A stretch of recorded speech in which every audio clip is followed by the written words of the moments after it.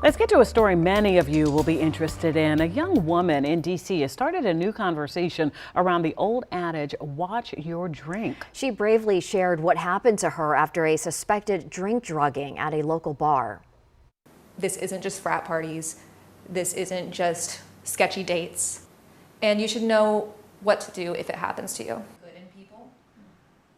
She tells her story to our Abby Larico, who joins us now with what she's learned. Right. Well, we were talking about this, that this can happen to anyone, but especially as women, right? It's almost old advice to be careful with your beverage when you're out in public because of fear of someone drugging it.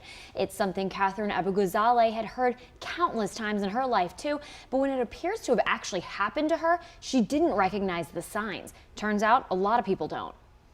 I had a glass of Prosecco and one shot, and I had someone offer to walk me home, and the next thing I knew, I woke up in my bed covered in vomit. That was it. I have no idea what happened in between. How do you fill in that blank? I hate thinking about it. It was like the worst hangover of my life, and I felt so ashamed. Shame is a pretty intense feeling to have. The only thing I could think of was I did something stupid. But after talking to her doctor, she learned her symptoms lined up with having her drink drugged. The National Office on Women's Health describes the effects of a spiked drink as dizziness, speech issues, difficulty moving or controlling muscles, nausea, vomiting, rapid or slow pulse, sleepiness, confusion, passing out. And they say the typical drugs used to spike drinks, sedatives like GHB, ketamine, Rohypnol, roofies, impact people differently and pass through the body quickly. I have never ever heard someone explain what happens after you're drugged. So Catherine got on Twitter posting a thread of what happened to her, what she learned. I knew that if I shared those things, maybe if this happened to a person who read it, that they would go to the hospital instead.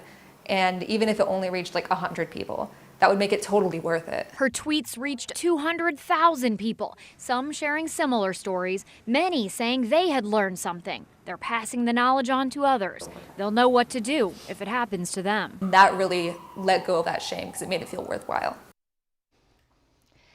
Tonight at 11 o'clock, we will have more of Catherine's story, and we'll also hear from experts on the topic and just how prevalent this is. And we also want to make sure you know what to do if this happens to you or someone you know. So we have resources posted right now on WUSA9.com. And I'm sure, I know it starts with a conversation. I have two daughters in college right now.